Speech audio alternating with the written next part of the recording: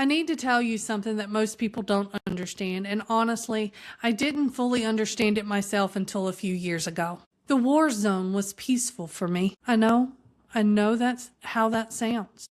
Mortars, explosions, alarms, 12-hour shifts, 7 days a week, months between R&Rs, and I'm sitting here to tell you it was peaceful.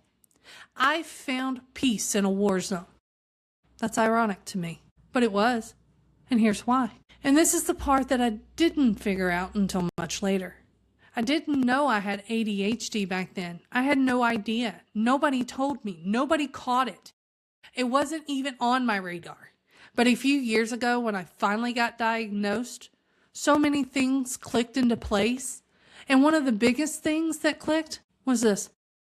A war zone was quieter than the drama back home. In my ADHD brain, the brain that runs 100 tabs at once, that can't find stillness in a silent room, that is overwhelmed by the noise of a normal civilian life, the structure of deployment was like relief. There was order. There was purpose. There was one mission, one focus, one thing to do, and you did it for 12 hours. And then you slept, and then you did it again. The chaos outside, the mortars, the alarms, the operational tempo, my brain could process that. That kind of chaos has rules. It has responses. It has protocols.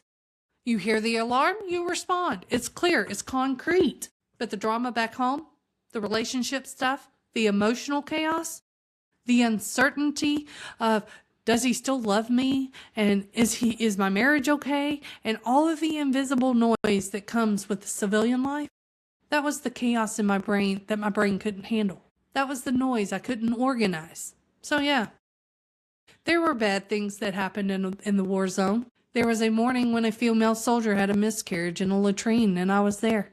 There was a tent fire that I had to run to because if I didn't, all my tents would go up like a Christmas tree. They were soaked in kerosene for waterproofing, and if one went, they all went. There were broken bones. There was mortar attacks. There were real, legitimate, dangerous situations. But in my ADHD brain, those situations were easier to deal with than the emotional chaos of life back home. Because those situations had clear actions, clear steps. Respond, act, solve, move on. It was the unclear stuff, the stuff with no protocol, no procedure, no alarms that's telling you when to move. That wrecked me, and I didn't know why until I was diagnosed. And that's also, by the way, where my calm and emergencies come from. People ask me as a nurse, how are you so calm in a code? How do you not panic? And the answer is that my brain was built for that kind of chaos. The alarms, the urgency, the need to act now, that's where my ADHD brain performs at its highest level. That's where the noise finally makes sense. Iraq and Afghanistan didn't just train me for nursing. They showed me how my brain actually works. I just didn't have the language for it until years later.